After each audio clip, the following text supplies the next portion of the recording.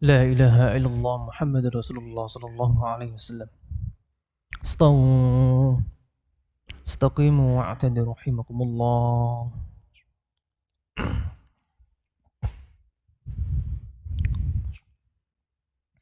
أعوذ بالله من الشيطان.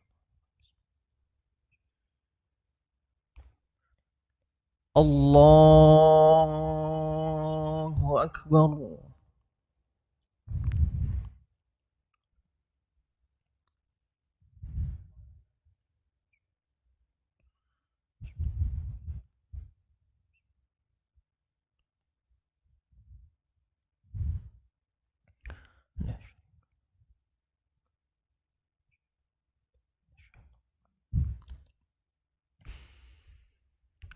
بسم الله الرحمن الرحيم.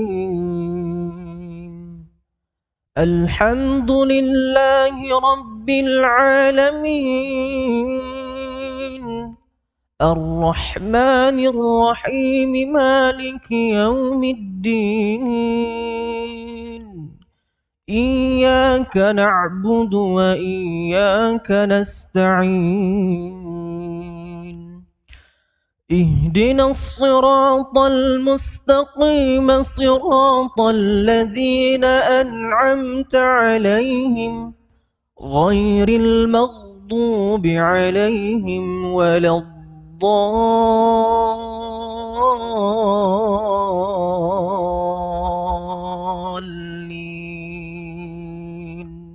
آمين.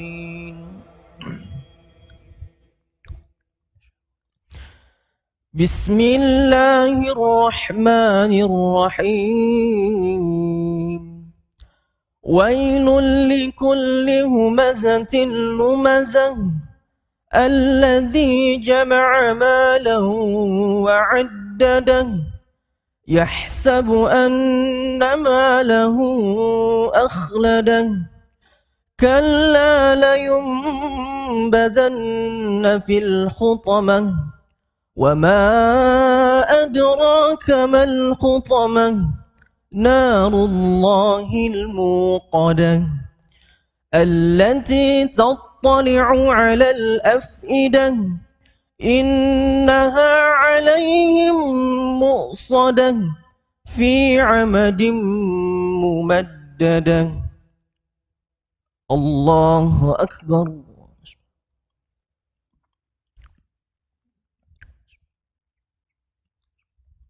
سمع الله لمن حمده ربنا ولك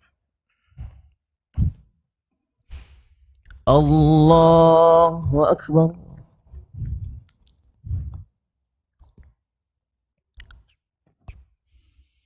الله أكبر.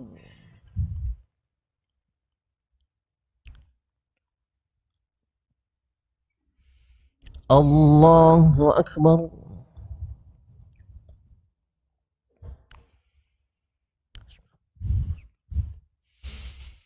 الله أكبر.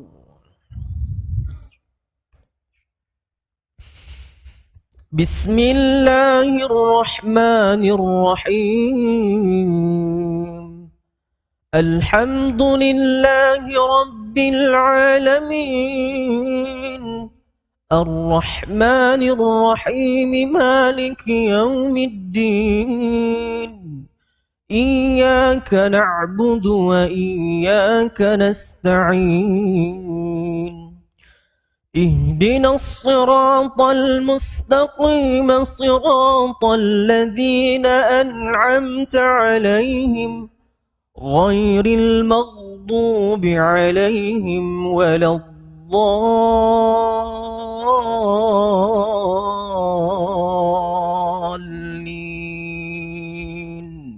آمين.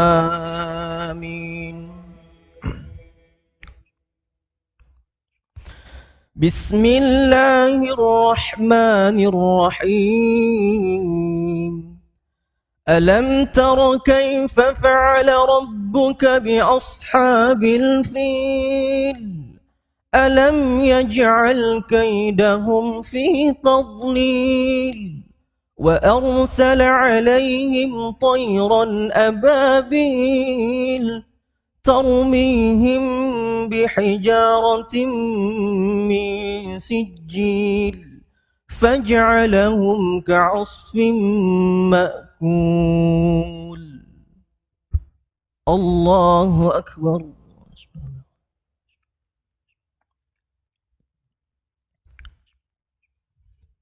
سمع الله لمن حمده ربنا ولك الله أكبر.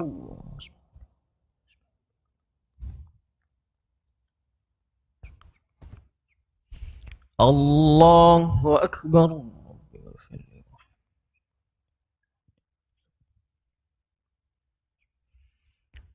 الله أكبر.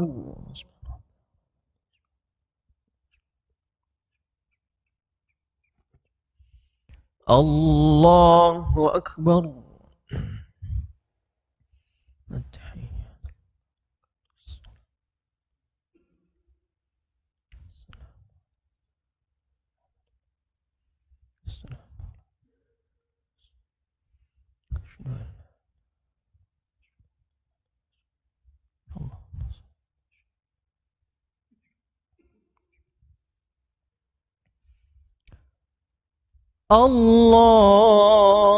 الله أكبر.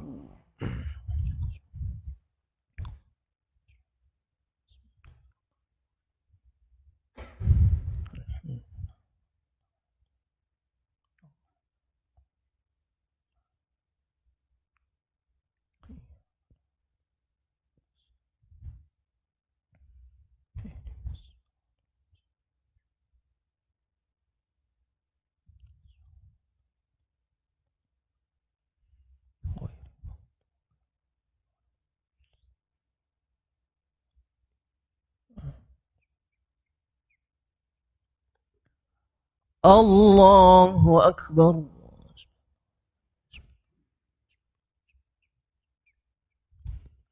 سمع الله لمن حمده ربنا ولك الحمد.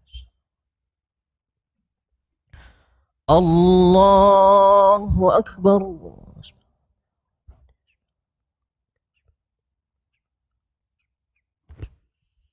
الله أكبر.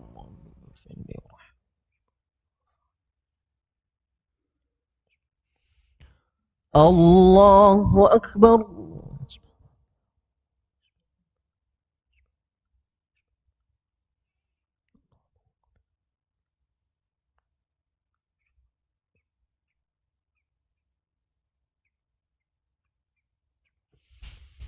الله أكبر.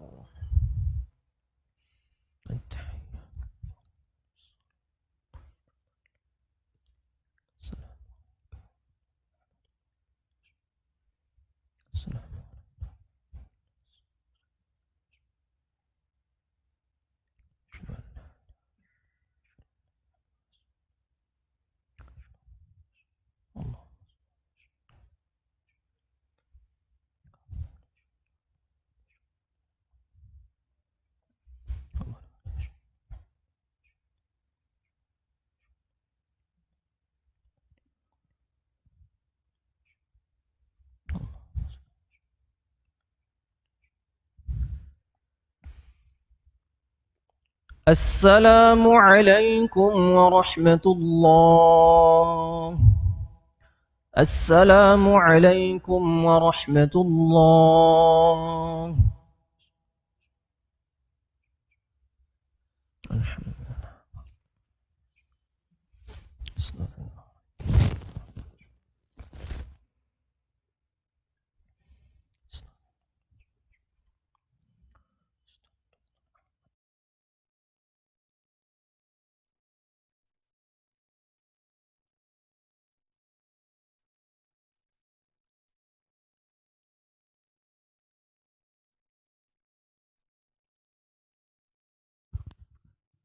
Assalamualaikum warahmatullahi wabarakatuh. Bismillah, alhamdulillah, salatu wassalamu ala rasulillah, la hawla wa la quwata illa billah, amma ba'd. Jamaah Maghrib Masjid An-Ni'mah rahimakumullah. Sebelum kita menyampaikan informasi terkait dengan kajian pada pekan keempat pada maghrib hari ini, terlebih kami ucapkan bela sungkawa inna lillahi wa inna ilaihi raji'un kepada sahabat kami, teman kita semua, atas nama Yayasan DKM dan segenap jamaah nikmah. Kita semua turut kehilangan dan turut berbelasungkawa atas berpulangnya Bapak Haji Mu'an Mu'ad. Beliau adalah ketua sosial Yayasan An-Ni'mah yang tentu menjadi bagian penting pilar dalam perjalanan Masjid An-Ni'mah ini, yang begitu banyak pemikiran kontribusi beliau, diantaranya terwujudnya TK RA An-Ni'mah yang saat ini ada, dan juga kegiatan-kegiatan yang lain di dalam menghidupkan kegiatan Masjid An-Ni'mah ini. Mudah-mudahan Allah Subhanahu wa taala menerima seluruh amal soleh beliau, memberikan ampunan kepada dosa-dosanya, dan ditempatkan di sisi yang mulia di sisinya. Dan juga apabila beliau selama bergaul dengan kita semua ada kesalahpahaman, ada kekhilafan, mohon kiranya jamaah semua bukan pintu maaf kepada beliau. Dan seandainya ada hal-hal yang terkait dengan janji ataupun piutang yang belum terselesaikan, bisa menghubungi DKM ataupun keluarganya, nanti akan kita fasilitasi. Selanjutnya, pada pekan keempat malam hari ini, kajian kita bersama Ustadz Dr. Zain Anzail CMA dalam kajian fikih umat, dan alhamdulillah beliau sudah bersama-sama dengan kita. Untuk itu kami mohon kepada jamaah sekalian tetap berada di masjid, kita mengikuti kajian sampai dengan datangnya waktu Isya.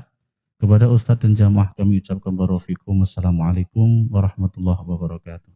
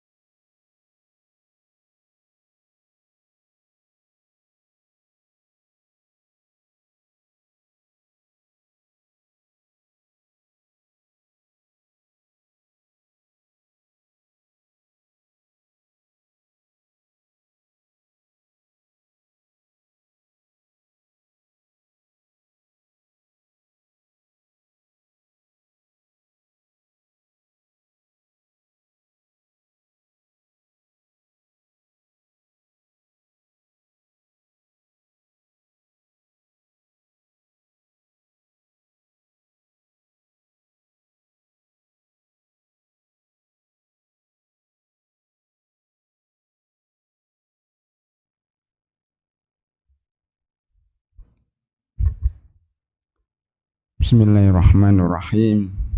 Assalamualaikum warahmatullahi wabarakatuh. Alhamdulillahi rabbil alamin. Wassalatu wassalamu ala asrafil anbiya'i wal mursalin wa ala alihi wa sahbihi wa tabi'ina lahum bi ihsanin ila yaumiddin. Summa amma ba'd. Hadirin dan hadirat jamaah salat maghrib Masjid An-Nikmah. Pertama kali marilah kita bersyukur kepada Allah Subhanahu wa taala atas nikmat kesehatan, nikmat kesempatan sehingga kita masih bisa melaksanakan salat maghrib berjamaah di Masjid An-Nikmah ini. Mudah-mudahan Allah Subhanahu wa taala menerima segala amal ibadah kita. Amin ya rabbal alamin. Barusan tadi diumumkan tentang wafatnya salah satu jamaah kita, yaitu Bapak Ma'an Mu'ad. Ya, tidak asing bagi kita semuanya, termasuk beliau juga cukup akrab dengan saya. Ya. Tadi baru saya tanyakan, ternyata kena COVID juga. Ini musim kematian, bukan hanya jamaah Masjid An-Nikmah, jamaah masjid-masjid yang saya kunjungi itu juga banyak yang meninggal dunia. Bahkan jamaah masjid di kompleks saya cukup banyak, bukan hanya satu. Pengurusnya cukup banyak yang meninggal dunia dalam waktu yang berdekatan. Tidak sampai seminggu sudah meninggal 2 orang, 3 orang, 5 orang, dan seterusnya. Bahkan di depan gang, di samping, di belakang. Ya. Hampir jamaah-jamaah itu cukup akrab. Sudah meninggal dunia semuanya. Ya. Maka kita katakan bahwa ya, hari ini atau masa ini adalah masa-masa sulit. Ya, banyak musibah. Kalau enggak kena COVID, kalau bukan meninggal karena COVID, bisa meninggal karena naik pesawat dan jatuh. Mungkin dia selamat karena tidak mau naik pesawat, tapi kena gempa. Dia selamat dari gempa, terkena banjir. Dia selamat dari banjir, terkena gunung meletus, dan seterusnya. Jadi kematian beragam, sebabnya beragam. Tetapi kematian satu, mati ya mati. Tetapi sebabnya banyak. Bisa juga kita yang selamat dari COVID, yang akan meninggal dunia juga dengan sebab lain. Tetapi yang penting bagi kita bukan matinya, bagi kita yang penting adalah husnul khatimah. Mati dalam keadaan husnul khatimah, dalam keadaan mengaji, dalam keadaan duduk di majelis taklim, kemudian meninggal dunia itu husnul khatimah. Dalam keadaan kita sedang sholat, sedang sujud, kemudian meninggal, maka meninggalnya dalam keadaan husnul khatimah. Allahumma inna na'udzubika min husnil khatimah. Allahumma inna nas'aluka husnal khatimah wa na'udzubika min su'il khatimah. Allahumma aslih lana dinana alladhi wa ismatu amrina wa aslih lana dunyana allati fiha ma'asuna wa aslih lana akhiratana allati ilaiha ma'atuna waj'alil hayata ziyadatan lana fi kulli khair. Ya Allah, jadikan hidup ini yang tersisa, karena saudara kita sudah meninggal duluan, mungkin amalnya sangat banyak. Mungkin di antara kita masih tertinggal dengan amal beliau. Tetapi kita ada kesempatan untuk mengejar amal-amal yang tertinggal itu mumpung kita masih hidup. Waj'alil hayata ziyadatan lana fi kulli khair. Jadikan hidupku ini, sisa hidupku ini untuk mengumpulkan banyak bekal, banyak amal soleh. Kesempatan, Pak. Jangan sampai nanti kita sudah sakaratul maut, sudah dibawa ke ruang ICU, dibawa ke rumah sakit, baru kita mengatakan, ya Allah, panjangkan umur saya, karena saya mau beramal soleh, karena saya menginfakkan harta saya untuk bangun masjid, menginfakkan harta saya untuk pesantren. Wa anfiqu mimma razaqnakum min qabli ayyatiya akhadakumul maut fayaqula rabbi laula akhartani ila ajalin qarib fa asaddaqa wa akum minas sholihin. Dan sampai kita sadarnya baru setelah sakaratul maut. Ini teman-teman kita yang mati ini sebenarnya mengingatkan kita wahai bapak-bapak pengurus yang lainnya, ini kan ketua bidang sosial, ketua bidang apalagi, giliran Anda nanti akan dipanggil oleh Allah Subhanahu wa taala. Bukan hanya ketua, anggotanya juga, bukan hanya pengurus, jamaah juga. Giliran kita setelah pamaan ini siapa? Nah, sebelum itu datang, marilah kita manfaatkan waktu yang ada ya, untuk ketaatan. Waj'alil mauta rahatan lana min kulli syarr. Ujung doanya, jadikanlah kematian itu tempat istirahat dari berbagai maksiat. Oleh karena itu, semenjak awal Januari atau akhir Desember kita membahas buku fikih takziah. Nampaknya cocok kita bahas karena banyaknya kematian. Fikih takziah. Ini buku yang saya tulis, buku yang ke-19. Mungkin nanti akan saya bagikan bagi yang bertanya. Ya, 3 penanya pertama akan saya bagikan buku ini supaya dibaca, supaya kita bisa bertakziah. Ya, bagaimana halal haram dalam bertakziah. Pada pertemuan yang lalu telah kita bahas hukum takziah kepada orang fasik dan mensolatkannya. Termasuk sebelumnya juga takziah kepada orang kafir. Waktu itu kita bahas tentang Desember 25, ya, 25 Desember, bagaimana mengucapkan Natal, selamat Natal kepada orang kafir, termasuk mengunjungi orang kafir, mendoakan mereka, boleh atau tidak. Ya, kemudian bab 11 tentang takziah kepada orang fasik dan mensolatkannya, termasuk orang yang bunuh diri, ya, orang yang mencuri, merampok, orang yang korupsi, kalau meninggal dunia apakah kita boleh nyolatkan atau tidak. Pada hari ini kita masuk pada bab 12. Ya, sudah setengah buku. Bab 12 hukum, judulnya hukum mengumumkan kematian. Dalam bahasa Arabnya an-na'yu. Sebagaimana kita masuk masjid pertama kali, saya lihat ada pengumuman innalillahi wa inna ilaihi raji'un. Kami pengurus Masjid An-Nikmah ikut bela sungkawa, ikut berduka cita atas meninggalnya Bapak Haji Ma'an Mu'ad pada hari Sabtu tanggal 23 Januari 2021. Nah, itu namanya mengumumkan bahwa seseorang telah mati. Bagaimana hukumnya? Disebutkan di sini para ulama berbeda pendapat. Sebelum kita bahas perbedaan para ulama, akan kita bacakan apa pengertian an-na'yu. Mengumumkan kematian itu maksudnya apa? Ada 3 pengertian an-na'yu, mengumumkan kematian. Pertama, menurut Imam At-Tirmidzi, ya, di dalam kitab Al-Jami' mengatakan bahwa mengumumkan kematian itu maksudnya mengumumkan kepada masyarakat agar mendoakan, ya, mengurusi jenazahnya kalau bisa diurusin.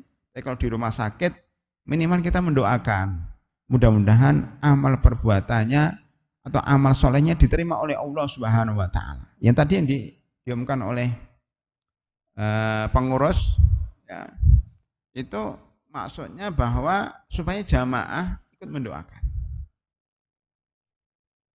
Kalau dia berada di sekitar kita, memandikan, ya, mengkafani dan menyolatkan serta menguburkan.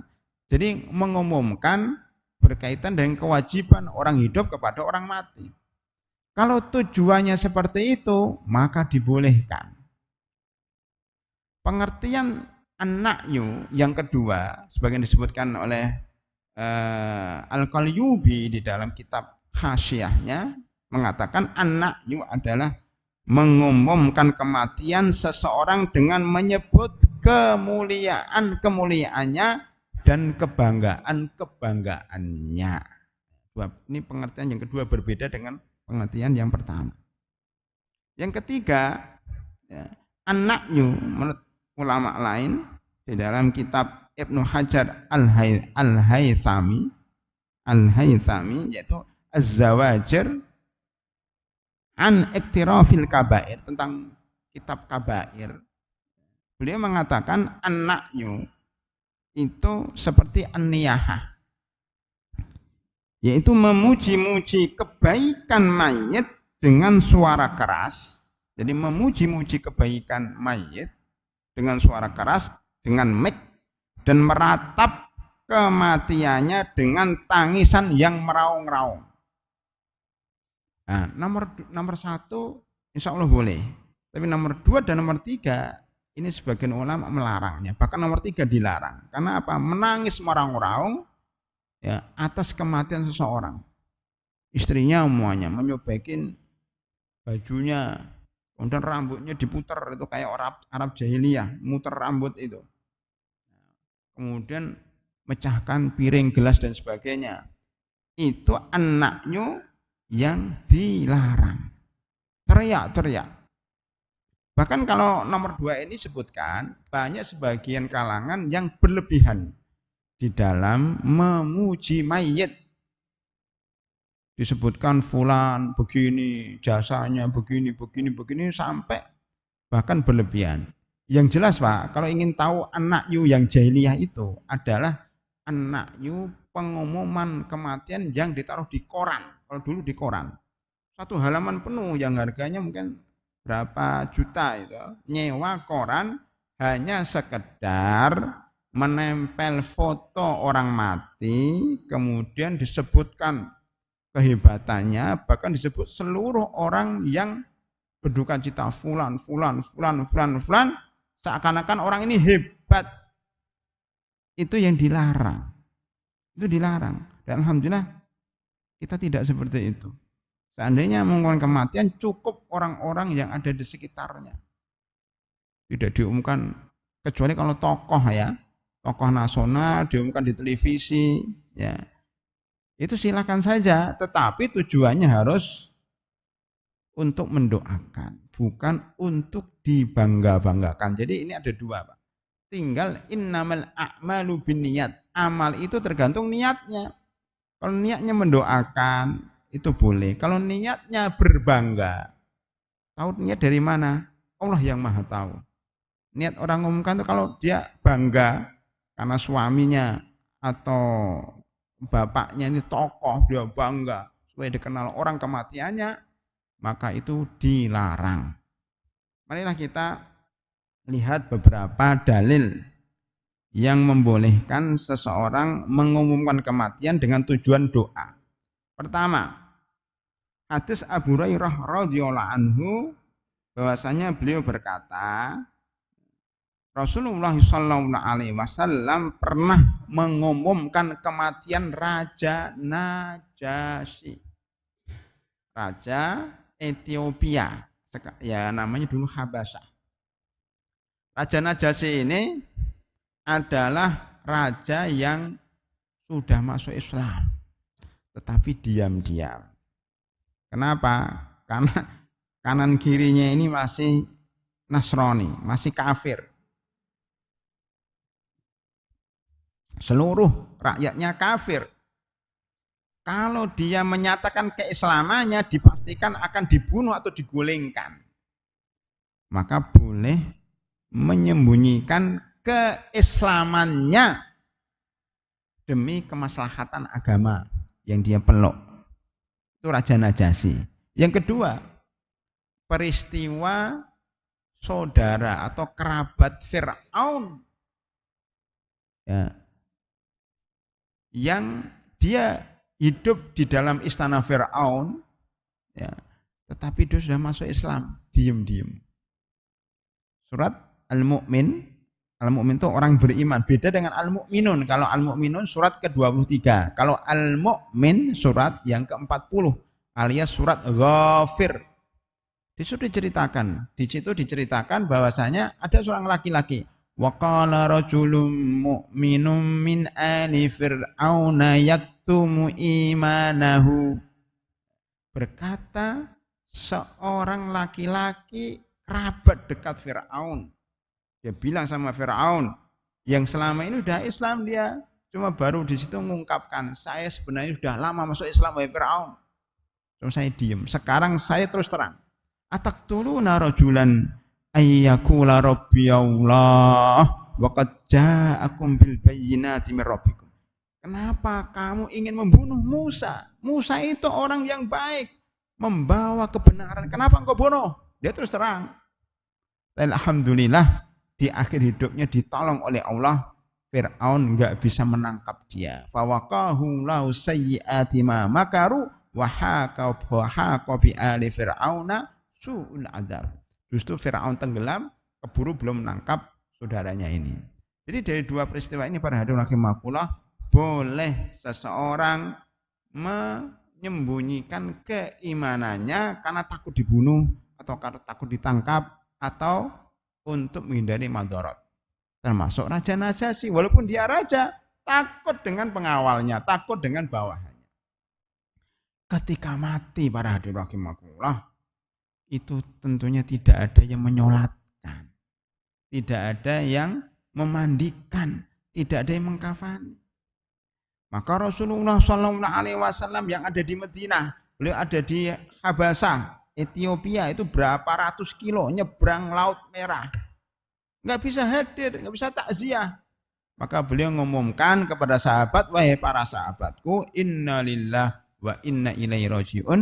Kalau bahasa Masjid An-Ni'mah, kami pengurus Masjid An-Ni'mah mengucapkan bela sungkawa terhadap meninggalnya Raja Najasyi. Atau kami pengurus Masjid Nabawi,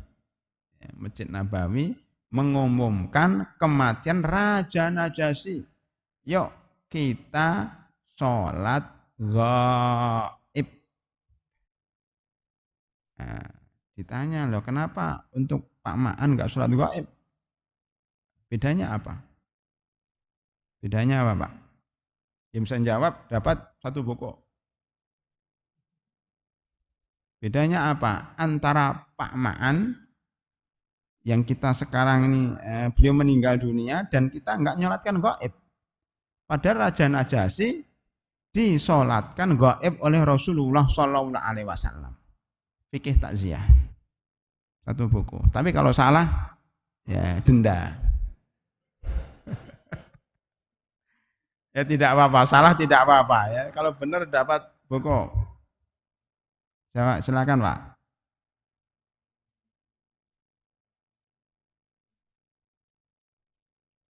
Berjauhan. Jaraknya jauh. Ini jaraknya juga jauh, Pak. Ini meninggalnya di mana, Pak? Di rumah sakit Kuningan ya? Kan jauh juga, Pak. Jalan kaki capek. Jadi jawabannya masih belum tepat. Tapi sudah bagus.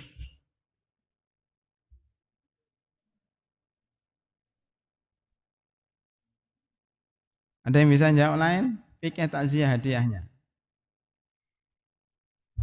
Kalau nggak ada, saya aja. Jawabannya penting, Pak. Jawabannya sudah kami sebutkan tadi bahwa Raja Najasyi ini hidup di negara kafir. Di negara yang semua penduduknya atau mayoritas penduduknya Nasrani. Dan tidak ada yang menyolatkan, tidak ada yang mengurus jenazahnya, tidak ada yang mengkafani. Jadi dia sebatang kara. Maka Nabi Muhammad Sallallahu Alaihi Wasallam menyolatkan dengan sholat gaib. Sedang jamaah kita, orang-orang Citra Grand, orang-orang Cibubur, ini mayoritas Muslim. Dan setiap yang meninggal dunia sudah diurus. Hatta meninggalnya karena COVID sudah diurus oleh pihak rumah sakit, sudah dimandikan sesuai dengan protokol kesehatan, ya, dan disolatkan juga oleh pihak rumah sakit dan mungkin oleh pihak keluarga. Bahkan kalau kita melihat beberapa teman yang meninggal dunia itu kadang-kadang walaupun COVID itu dibawa ke kuburan, Pak. Kuburan, sebelum dibawa ke kuburan ditaruh di ambulan. Dan disolatkan, bahkan sholatnya banyak itu. Karena di kuburan atau di lapangan gitu, mereka disolatkan, ribuan orang nyolatkan, walaupun kena COVID. Itu di daerah bisa terjadi, kalau di Jakarta saya tidak tahu. Ya. Artinya apa? Kita orang tersebut, atau orang yang meninggal dunia di Indonesia, atau di Cibubur, atau di tempat yang mayoritas Muslim, sudah diurusi jenazahnya, sudah disolatkan, dikafani, disolatkan, dikuburkan oleh petugas. Minimal oleh sebagian orang. Jadi fardu kifayahnya sudah terpenuhi. Sedang Raja Najasyi belum ada. Disinilah kemudian para ulama berbeda pendapat. Sebenarnya sholat gaib itu penting enggak sih?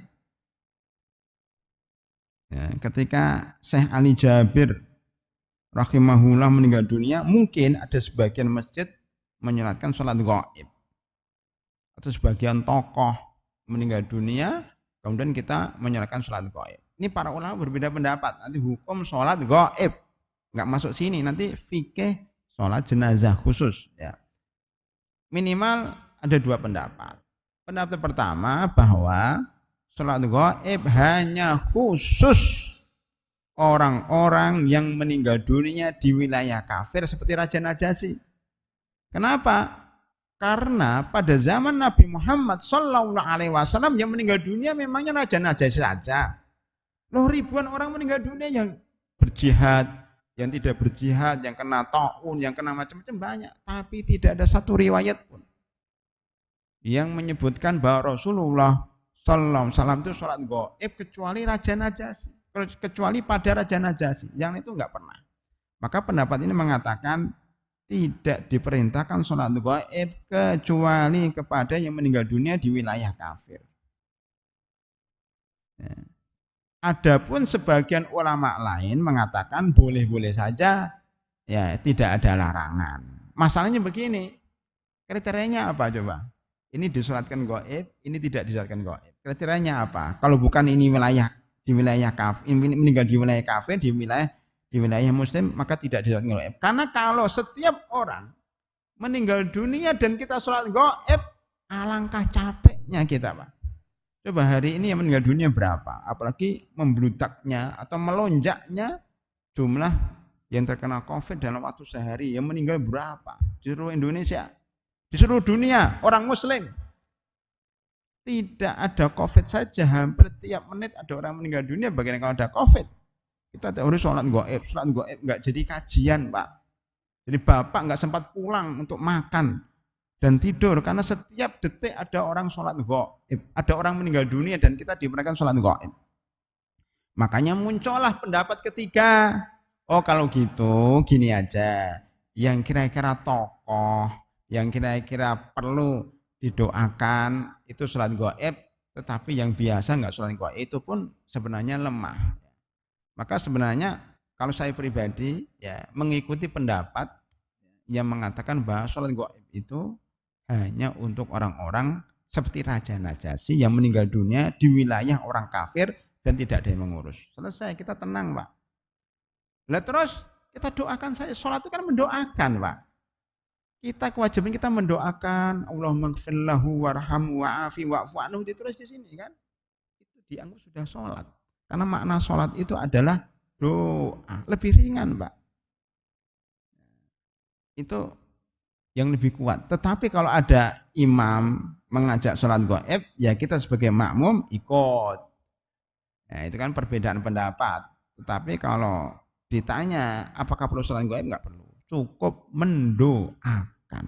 Karena sholat pada hakikatnya adalah mendoakan. Saya kira itu, Pak, sebagai tambahan daripada hadis ini.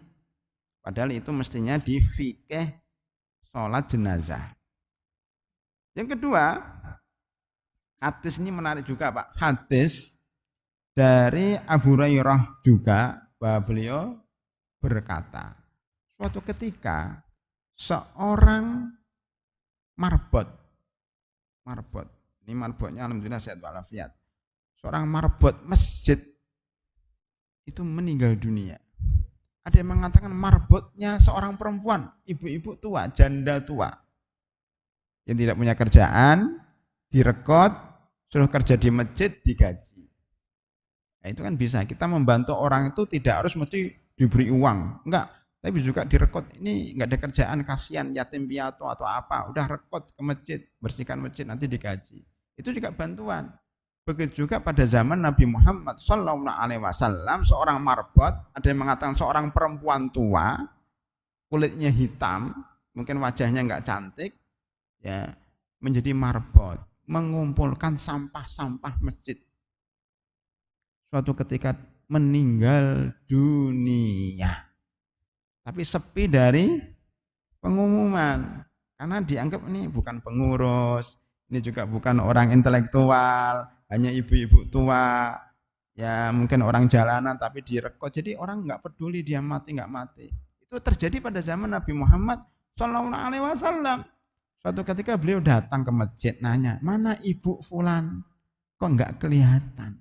Subhanallah, ini seorang Rasul, pemimpin negara, menanyakan seorang marbot masjid yang ditemukan di jalan, artinya orang yang pinggiran jalan lah, yang ditemukan kemudian disuruh kerja di masjid, bukan orang intelektual dan bukan orang terhormat, tapi Rasulullah memperhatikan karena orang yang bekerja untuk masjid itu mulia walaupun dia tidak lulus sekolah. Makanya banyak yang bercita-cita, Ustadz, saya kepingin mengabdikan hidup saya di akhir hayat saya di Masjid Nabawi.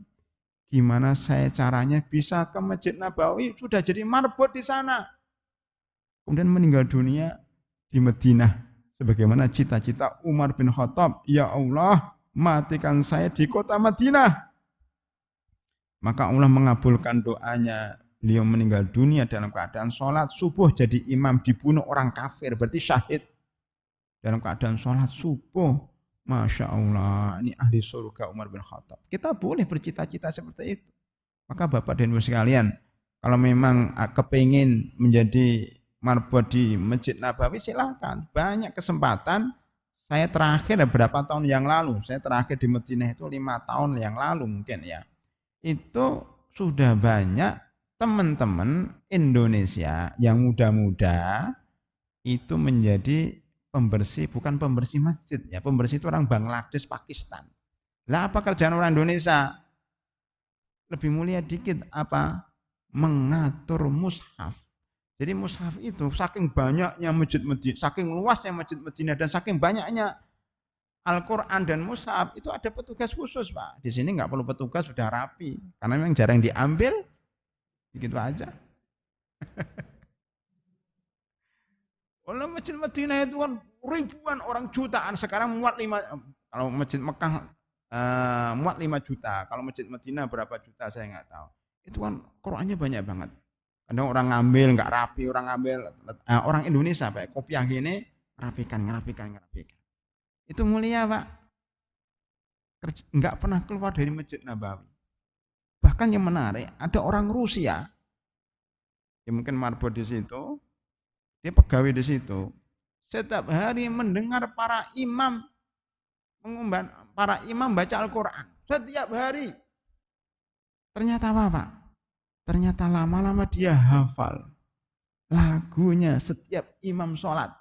Kemudian dia bisa menirukan. Ayo, kamu baca Al-Quran seperti Imam Hudayfi. Bisa. Bukan Hudayfah ya. Hudayfi. Ya. Beda, Hudayfi yang imam Masjid Madinah yang sudah lanjut usia itu pengajar di Universitas Islam Madinah, di Universitas, ya kita pernah ke sana sering ketemu dengan beliau. Ya. Imam Subaiti. Ya. Imam siapa lagi lah, saya sampai nggak hafal. Ya. Dulu ada namanya Imam Ayyub ya dari Thailand itu. Ya, kalau di Mekah ada Imam Sudais, ya Imam Mahir Mu'aikili, disuruh niru bisa satu persatu, padahal dia marbot masjid. Saking setiap hari mendengar. Ini hikmah dan manfaat kalau tinggal di Masjid Nabawi. Berkah semua. Meninggal dunia di Masjid Nabawi ada cita-cita setiap orang. Nah, maksud saya bahwa kita nggak boleh meremehkan orang yang membersihkan masjid. Pekerjaan mulia, pahalanya besar. Sampai beliau menanyakan mana ibu fulan. Padahal sudah tua itu. Kata pengurus, ya Rasulullah, beliau sudah meninggal dunia kemarin. Saya kok nggak tahu. Kenapa engkau tidak diberitahu kepada saya? Dalam hadis disebutkan seakan-akan pengurus masjid DKM-nya mengatakan, wah nggak penting-penting banget ya Rasulullah. Dia orang biasa gitu. Kata Rasulullah, tolong kalau ada orang meninggal dunia, beritahu saya. Kan menunjukkan apa? Beritahu kalau ada orang meninggal kepada saya. Loh, untuk apa ya Rasulullah? Saya mau nyolatkan dia. Udah dikubur, mana kuburannya? Subhanallah.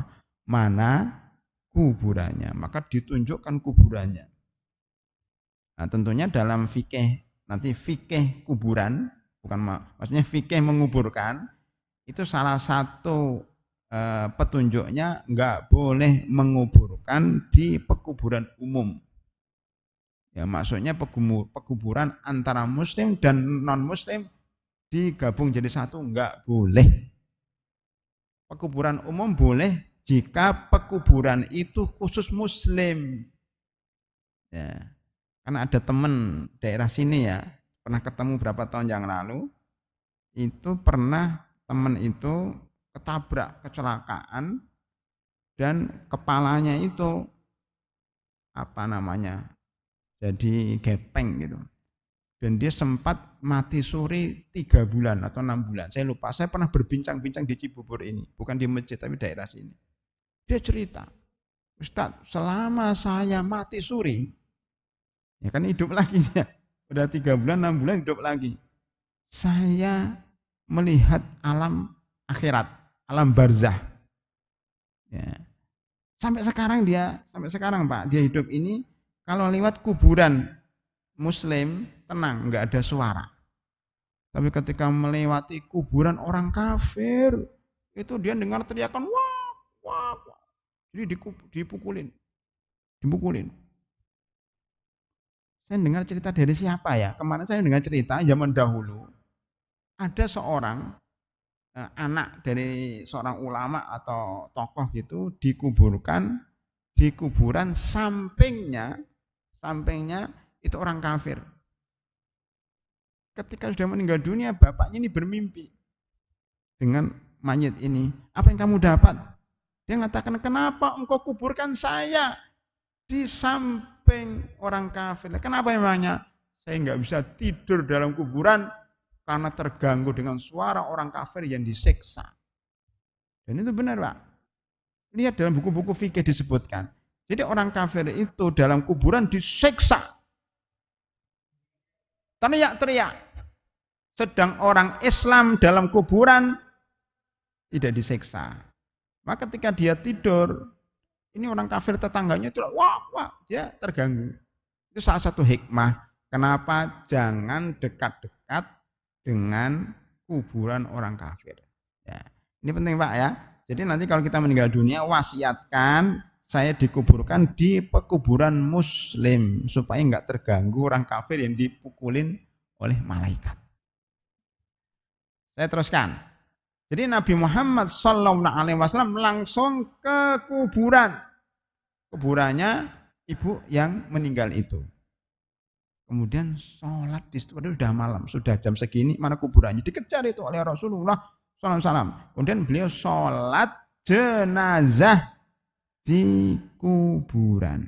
Seandainya sholat gaib diperintahkan, tentunya tidak perlu jauh-jauh ke kuburan. Langsung sholat dari masjid, saya sholat gaib pada fulanah yang baru dikubur tadi. Ternyata Rasulullah tidak mengerjakan. Beliau langsung ke kuburan, langsung di depan kuburan itu Allahu Akbar. Jadi yang boleh sholat jenazah, menyolatkan mayit yang di kuburan. Tapi kalau sholat 5 waktu di kuburan nggak boleh. Kenapa nggak boleh? Karena kita ada rukuk dan ada sujud. Masa kita rukuk dan sujud di depan orang mayit? Nggak boleh. Maka kalau ada mayit, itu jangan ditaruh di depan sebelum sholat jenazah. Dulu di Mekah pernah dikritik itu zaman dahulu, kalau ada mayit yang meninggal dunia di Mekah, dibawa ke depan Ka'bah. Kemudian sholat 5 waktu dikritik para ulama, jangan, nggak boleh itu. Kemudian akhirnya apa? Sebelum sholat jenazah, mayit ditaruh di belakang.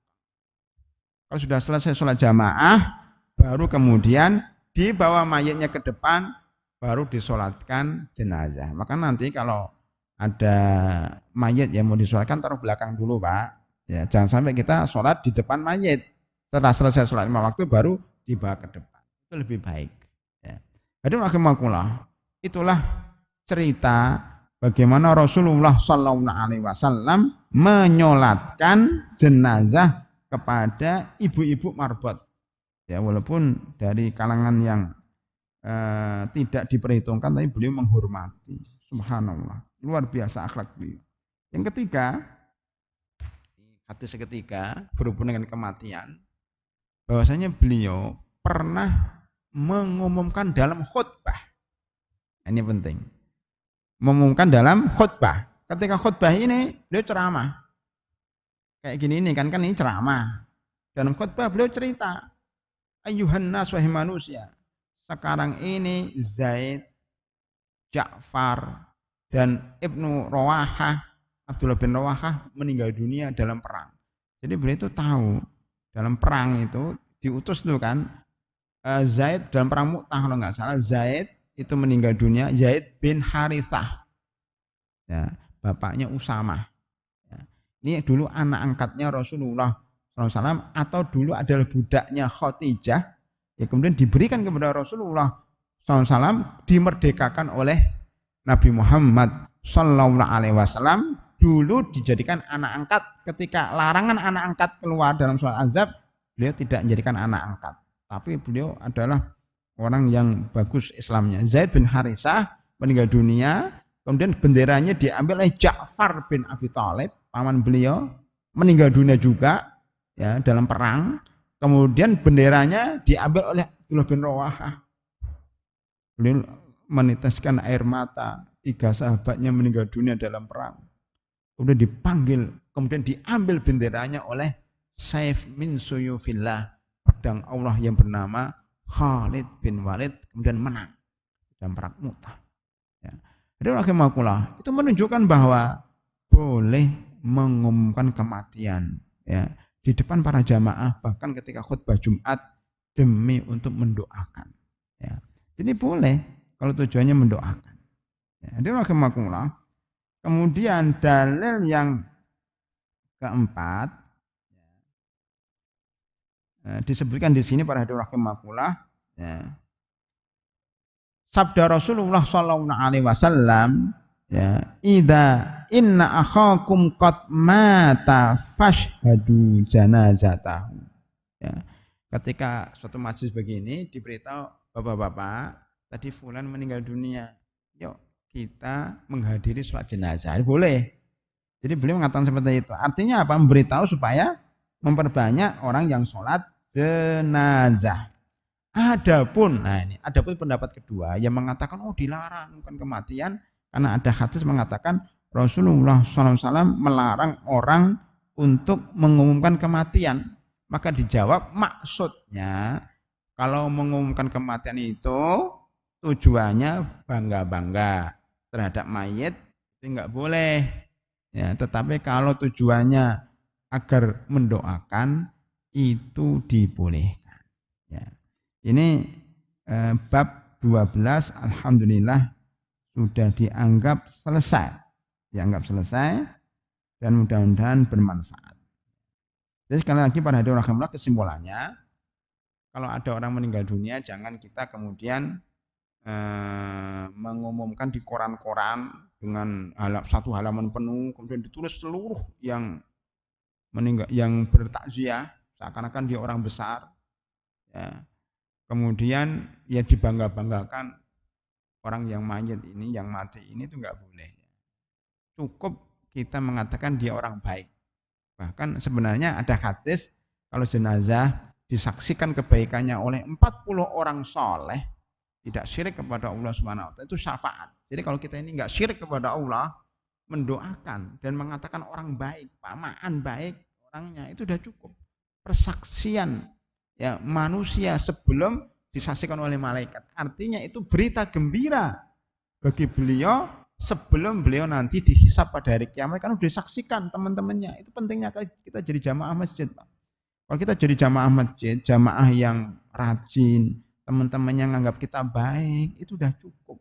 Kita meninggal dunia, jamaahnya ada 40 mengatakan dia baik, maka insya Allah jadi syafaat.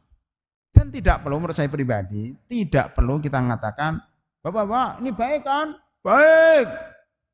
Itu kan kadang terpaksa, dia nggak tahu siapa kok ikut baik. Loh, memang kamu kenal enggak? Lah tuh suruh bilang baik kok. Ini baik enggak baik? Kamu kenal enggak? Kok bilang baik? Nah ini walaupun itu dilakukan oleh sebagian teman kurang sreg saya. Kenapa? Baiknya baik terpaksa. Jadi maksud baik itu memang dari hati yang paling saya kenal dia baik. Nah itu boleh.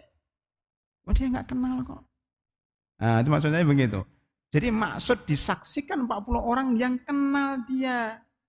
Dan orangnya yang menyaksikan ini, yang mengatakan baik itu orang baik juga.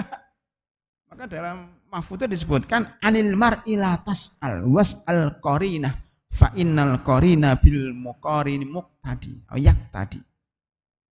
Dengan seseorang jangan nanya, tanyalah temannya.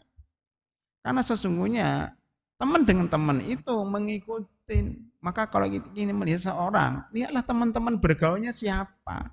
Kalau Pak Ma'an ini adalah orang masjid dan teman-temannya adalah anggota masjid, insya Allah baik. Bahkan kalau engkau melihat dalam hadis, kalau engkau melihat seseorang bolak-balik ke masjid sholat jamaah, saksikan dia orang baik. Bukan teroris, Pak. Ya, kan dulu ada yang mengatakan salah satu tanda orang radikal itu rajin sholat jamaah. Na'udzubillah min dzalik. Itu orang baik menurut Allah dan Rasulnya. Pak Ma'an ini orang baik. Apalagi pengurus masjid. Baik, Pak. Itu Pak ya. Maka bergaulah dengan orang-orang baik. Kita akan kecipratan baikannya. Taruhlah kita sholat jamaahnya kadang-kadang bolong. Ya, enggak masalah. Kan dilengkapi dengan teman-temannya. Maka lebih baik sholat jamaah. Ya, walaupun cepat dibanding sholat sendiri. Walaupun lama. Karena apa? Sholat sendiri kekuatannya cuma satu. Kalau sholat jamaah kekuatannya berdasarkan jumlah jamaah. Semakin jamaahnya banyak, semakin syafaat kepada kita baik. Termasuk pengajian, Pak. Saya yakin tidak semuanya memperhatikan semua, Pak. Ya. Tetapi minimal dapat keberkahan majelis taklim. Sambil ngantuk-ngantuk juga nggak apa-apa kalau kuliah subuh itu. Sekarang nggak ada yang ngantuk ya. Nah, itu dapat keberkahan teman-teman yang perhatikan ini, maka tidak, insya Allah selama temannya baik, walaupun dia nggak merhatikan, walaupun dia tidur, walaupun dia ngantuk, walaupun dia main HP, insya Allah dapat berkah majelis taklim. Daripada duduk di kafe, duduk di luar, duduk di masjid berkah, masjid Anak Iman ini berkah, Pak. Makanya mainlah di masjid, mainlah di masjid. Masjid itu tempat orang baik. Nah ini salah satu cara supaya kita disaksikan oleh teman-teman yang baik adalah berjamaah di masjid seperti di Masjid An-Ni'mah. Maka kita saksikan bahwa Pak Ma'an Mu'ad adalah orang yang baik, insya Allah. Ya bagi yang tahu, yang nggak tahu nggak usah maksakan diri baik, ya baik, enggak. Yang tahu saja, yang tahu saja. Saya kira itu pada hadirin rahimakumullah. Salat Isya-nya jam berapa? Oh jajak tadi, kenapa nggak bilang? Padahal saya itu sudah habis materinya. Cuma nunggu sholat Isya, apa ya saya tambah-tambahkan diri sendiri. Ya, sekarang sholat Isya, adzan Isya, habis itu diteruskan dengan tanya jawab. Masih ada 3 buku, mudah-mudahan yang bertanya dapat 1 buku insya Allah. Silahkan adzan dulu. Silakan.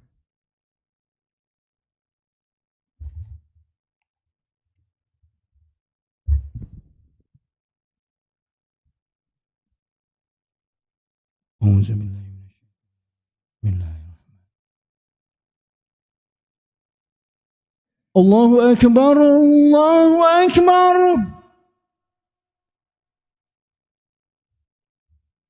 Allahu Akbar, Allahu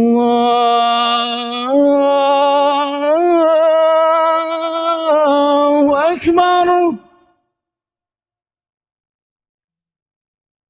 Asyhadu an la ilaha illallah.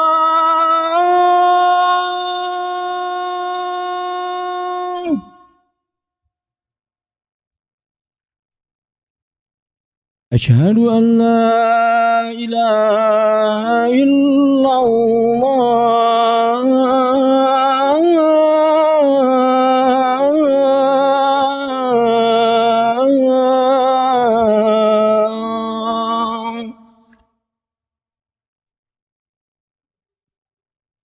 أشهد أن محمد رسول الله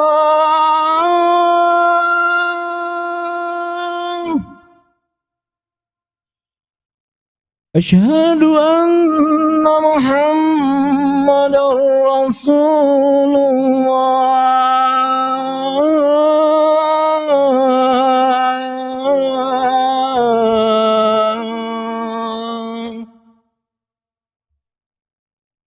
هيا على الصلاة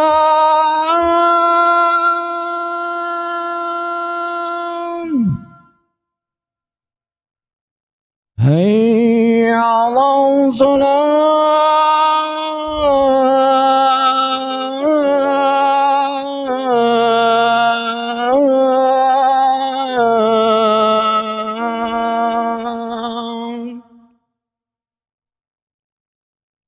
هيا على الفلاح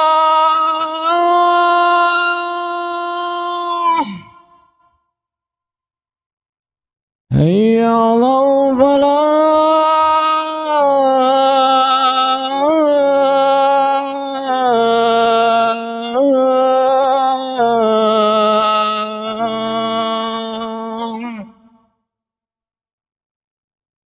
الله أكبر الله أكبر لا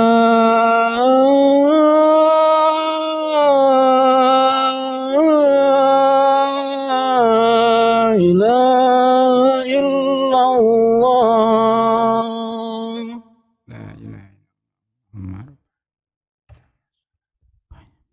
Hati Muhammad.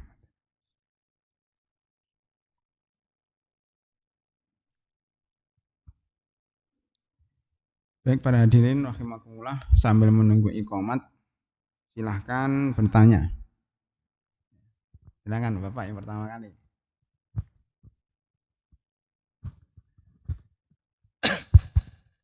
Bismillahirrahmanirrahim. Ini terkait dengan tema kematian. Jadi insya Allah kita yang hadir di sini juga itu dalam rangka menyiapkan bekal untuk mempersiapkan kematian atau menuju akhirat. Yang ingin saya tanyakan itu kaitannya dengan lauh mahfudz. Di lauh mahfudz bahwa rezeki, jodoh, kematian itu sudah tercatat secara lengkap 50 ribu tahun kalau nggak salah di dalam dalil 50 ribu tahun sebenarnya sudah lengkap. Nah jadi sekarang dengan musibah kematian ini, bagaimana kita itu sebetulnya mengimaninya? Jadi gini, sebetulnya mengimaninya itu sudah yakin bahwa ini semua adalah takdir seperti almarhum pamaan, takdir dengan cara COVID, dan kontraknya habis, bahwa hari tadi itu habis kontraknya kan gitu Pak. Nah, cuman bagaimana mengimaninya? Karena di lauh mahfudz itu sudah tercatat. Sehingga sebenarnya kalau mengimaninya secara akidah itu kita yakin bahwa ini sudah ketetapan Allah yang tidak bisa diganggu-gugat. Sudah selesai. Jadi tidak perlu diperkarakan ini karena COVID, karena mungkin terlambat pakai ventilator, macam-macam itu. Tidak perlu lagi. Kita satu hal. Kontraknya habis. Nah, jadi mohon pencerahan tentang itu. Terima kasih. Ya, baik Pak. Mau diambil sekarang atau nanti? Sekarang kita santai diambil Pak. Ya, baik. Ya, nanti aja diambil. Jadi Bapak ini bertanya, itu mati itu kan sudah ditentukan di Lauhul Mahfudz. 50.000 tahun hadisnya, khamsina min qabla khamsina alf sana qabla ay yakhluqas samawati wal ard. Sebelum diciptakan langit dan bumi itu 50.000 tahun sebelumnya. Jadi bukan 50.000 tahun dari sekarang, enggak. 50.000 tahun sebelum ada langit dan bumi. Jadi ketika ada langit dan bumi, kita entah waktu itu di mana enggak tahu, itu mundur 50.000 tahun. Di situ ditulis dalam Lauhul Mahfudz. Karena makhluk yang paling pertama diciptakan Allah adalah air. Yang kedua arsy, singgasana Allah. Yang ketiga baru kolam, pena. Allah berfirman, wahai pena, tulislah. Kata pena, nulis apa ya Allah? Kan nggak ada apa-apa di dunia waktu itu. Tulislah takdir seluruh makhluk sampai hari kiamat. Jadi termasuk kita ini ditakdirkan lahir tanggal berapa, mati tanggal berapa, sudah tercatat rapi di situ, Pak. Dan tidak bisa diganggu gugat, tidak berubah selamanya. Itu benar. Dan percaya kepada takdir ini penting, Pak. Ini termasuk rukun iman yang keenam, cuma kita kadang-kadang melupakannya. Ini penting supaya nggak panik. Banyak sekarang orang Indonesia panik dengan adanya COVID-19, dengan adanya musibah, tidak akan merubah takdir kita. Tidak ada merubah takdir kita. Kita mau takut, mau berani, tetap aja tidak akan meninggal kecuali dengan izin Allah Subhanahu wa taala. Makanya orang-orang yang perang di jihad sabilillah itu berani mati, karena kalau nggak takdirnya mati ya nggak mati. Itu, Pak. Ya. Makanya kalau orang meninggal dunia ya sudah, itu takdirnya, kena COVID maupun tidak kena COVID. Cuman Pak, kadang-kadang manusia itu mencari sebab-sebabnya. Bolehlah kita mencari sebabnya. Dia meninggal dunia karena penyakit tertentu, harus kita hindarkan. Makanya kita berdoa kepada Allah, Allahumma inna na'udzubika min jahdil bala wa darakis syaqa wa su'il qada wa syamatatil a'da. Kita berdoa, Allahumma inna na'udzubika minal baros wal junun wal judam wa sayil asqam. Itu doa-doa menghadapi COVID. Itu ada bukunya lagi namanya Mengetuk Pintu Langit. Kapan-kapan setelah fikih aja selesai, lalu nanti Mengetuk Pintu Langit, sarah tentang doa-doa menghadapi musibah yang ada ini. Jadi kita boleh untuk preventif menjaga diri supaya nggak kena penyakit. Jadi mencari tahu penyebabnya boleh. Cuman kalau sudah mati ya sudah, itu takdirnya. Jadi iman kepada takdir itu manfaatnya supaya kita tenang Pak. Nggak usah takut dengan apapun juga. Hati-hati iya, tapi nggak usah takut berlebihan. Dan juga jangan berani berlebihan juga, standar aja lah, pertengahan. Itu maksudnya Pak ya. Jadi mudah-mudahan kita beriman semuanya kepada takdir. Takdir itu Pak, kalau sudah terjadi. Kalau belum terjadi, belum takdir. Artinya kita belum tahu itu takdir atau tidak, karena belum terjadi. Makanya di sana ada namanya qadha dan qadar. Qadha itu tulisan yang ada di Lauhul Mahfuz, rencana Allah. Qadar itu prakteknya. Makanya Bapak ini Pak Ma'an ya, dalam Lauhul Mahfuz ditulis akan meninggal dunia tanggal 23 Januari 2021. Sebelumnya kan kita nggak tahu. Ya, kata jamaah kemarin barusan dengan kita ya bicara-bicara tiba-tiba kok meninggal dunia. Berarti kan nggak tahu takdirnya, kecuali sekarang baru tahu, oh ternyata takdir beliau hanya sampai sini aja. Nah begitu Pak, maksud iman kepada takdir itu kalau sudah terjadi ya sudah, itu takdir. Nggak boleh kemudian kita kalau seandainya begini, nanti begini, seandainya begini, kan ada itu. Karena lau itu adalah membuka pintu syaitan. Wah kalau dia kemarin menjaga diri nggak akan kena COVID. Kalau kemarin dia pakai masker nggak bisa, udah takdir itu nggak bisa. Kalau itu nggak boleh. Ya kalau itu kalau akan terjadi, yang akan datang kalau sudah terjadi ya sudah. Ya. Saya kira itu Pak penjelasan singkat soal takdir. Nanti akan kita bahas khusus dalam masalah fikih qadha dan qadar. Masih ada 2 penanya lagi, silahkan. Ya silahkan Pak.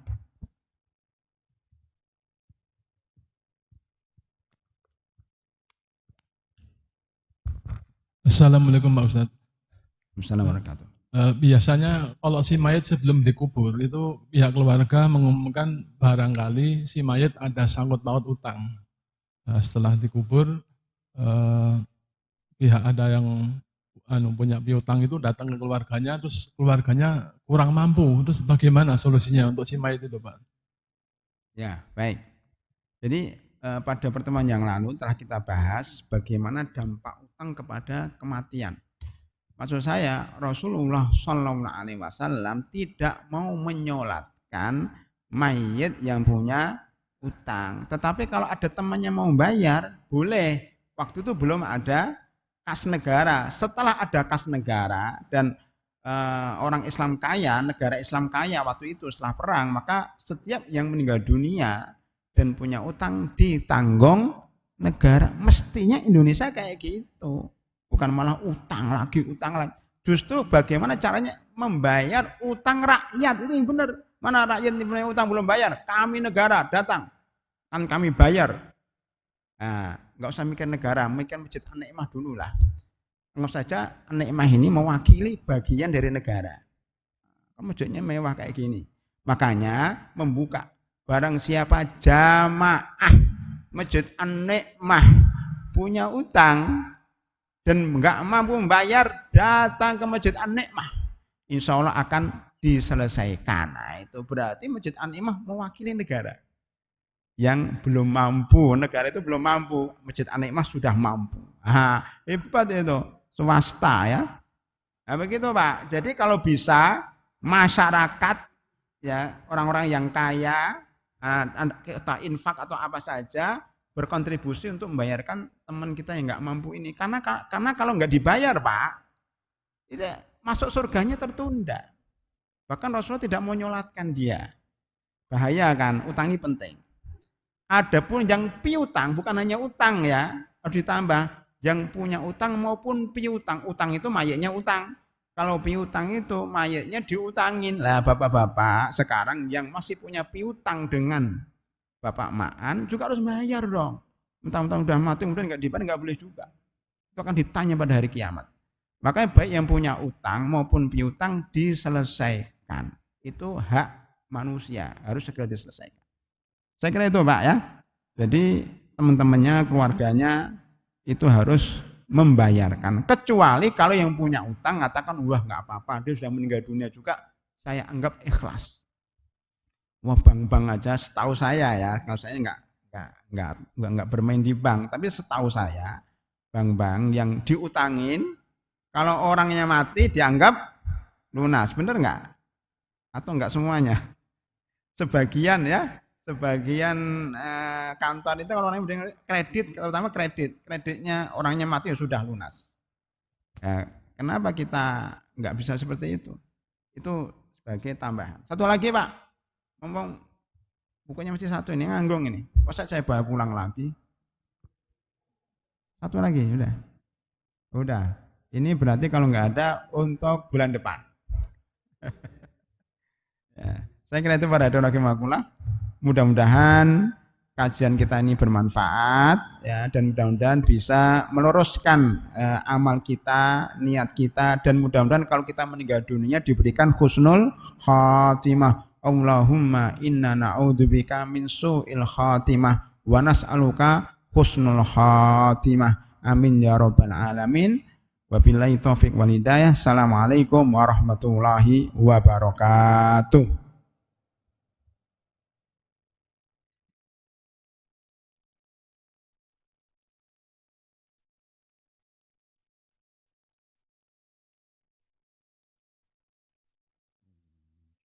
Bismillah. الله أكبر الله أكبر أشهد أن لا إله إلا الله أشهد أن محمد رسول الله هيا على الصلاة هيا على الفلاح قد قامت الصلاة قد قامت الصلاة الله أكبر الله أكبر لا إله إلا الله لا إله إلا الله محمد رسول الله صلى الله عليه وسلم استقيموا واعتدلوا رحمكم الله. بسم الله.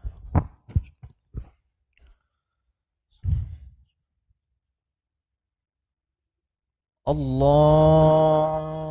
أكبر.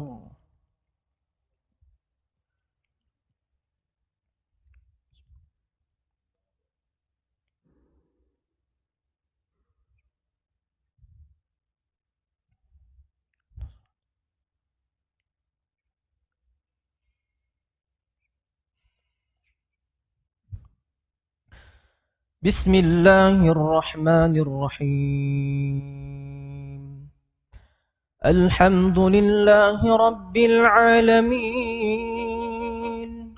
الرحمن الرحيم مالك يوم الدين إياك نعبد وإياك نستعين اهدنا الصراط المستقيم صراط الذين أنعمت عليهم غير المغضوب عليهم ولا الضالين آمين.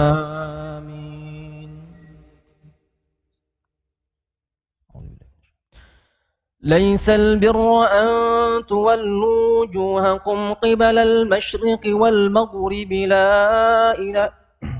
ليس البر أن تولوا وجوهكم قبل المشرق والمغرب ولكن البر من آمن بالله واليوم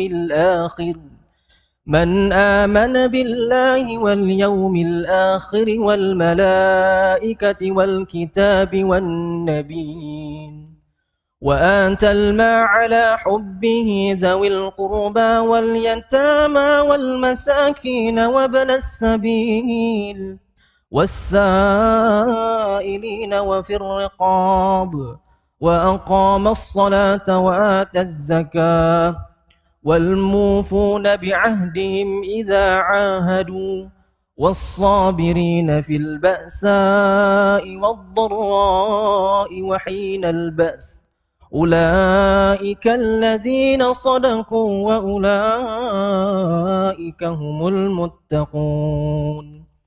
يا أيها الذين آمنوا كتب عليكم القصاص في القتلى الحر والحر والعبد بالعبد والأنثى بالأنثى فمن عفي له من أخيه شيء فاتباع بالمعروف وأداء إليه بإحسان ذلك تخفيف من ربكم ورحمة فمن اعتدى بعد ذلك فله عذاب أليم. ولكم في القصاص حياة يا أولي الألباب لعلكم تتقون. كتب عليكم إذا حضر أحدكم الموت إن ترك خيرا الوصية للوالدين والأقربين بالمعروف حقا على المتقين فمن بدله بعدما سمعه فإنما إثمه على الذين يبدلونه إن الله سميع عليم. الله أكبر.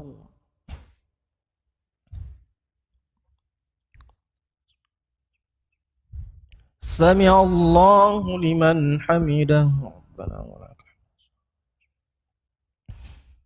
الله أكبر.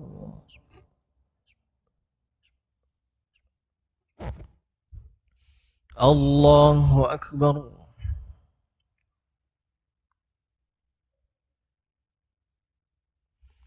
الله أكبر.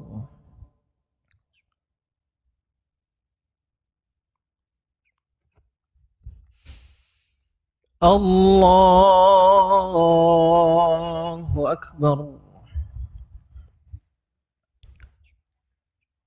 بسم الله الرحمن الرحيم الحمد لله رب العالمين الرحمن الرحيم مالك يوم الدين إياك نعبد وإياك نستعين اهدنا الصراط المستقيم صراط الذين أنعمت عليهم غير المغضوب عليهم ولا الضالين آمين.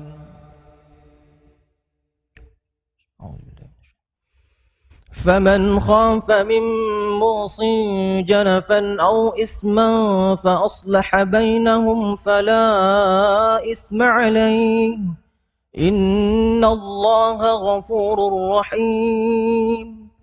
يا أيها الذين آمنوا كتب عليكم الصيام كما كتب على الذين من قبلكم لعلكم تتقون.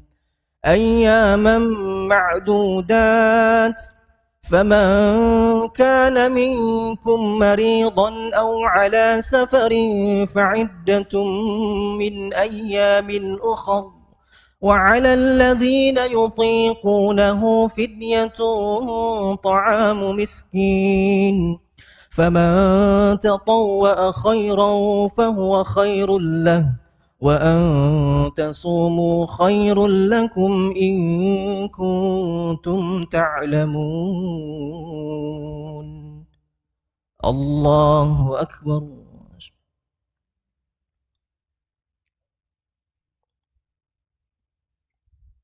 سمع الله لمن حمده. الله أكبر.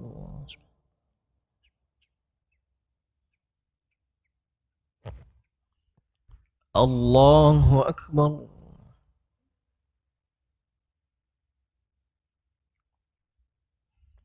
الله أكبر.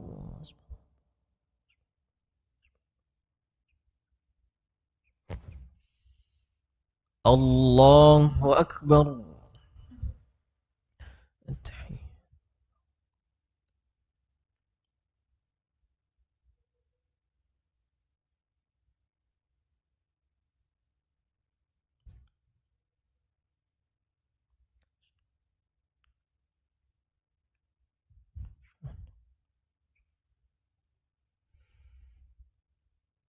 الله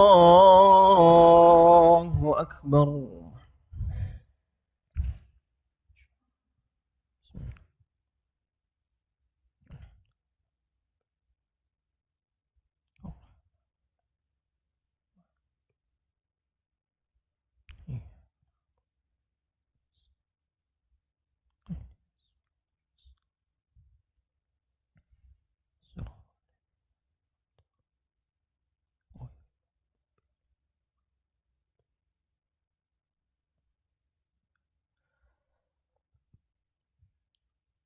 الله أكبر.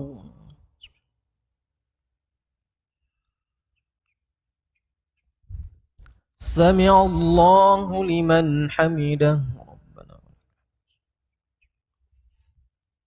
الله أكبر.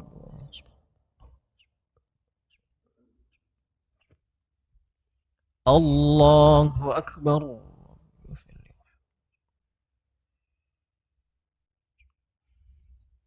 الله أكبر.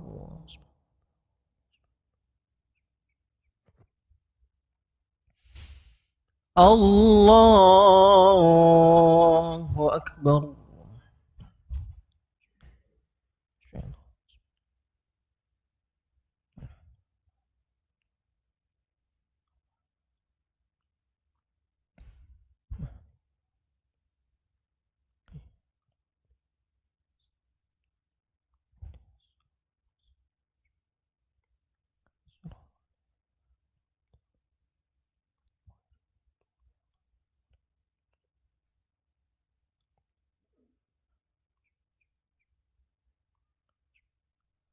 الله أكبر.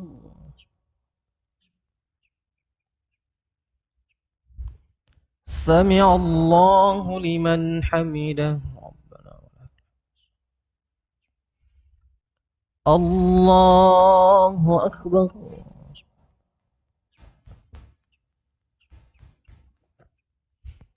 الله أكبر.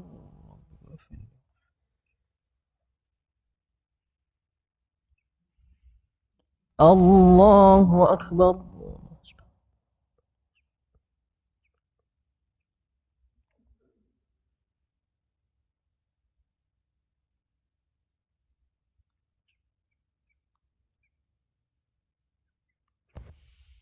الله أكبر.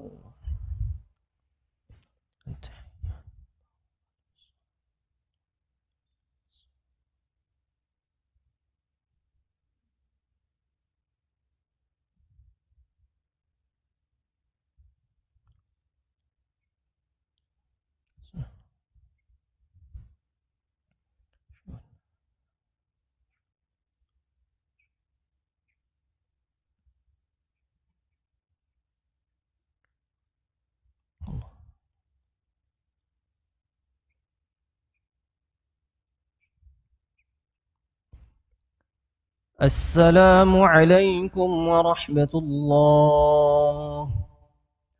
السلام عليكم ورحمة الله.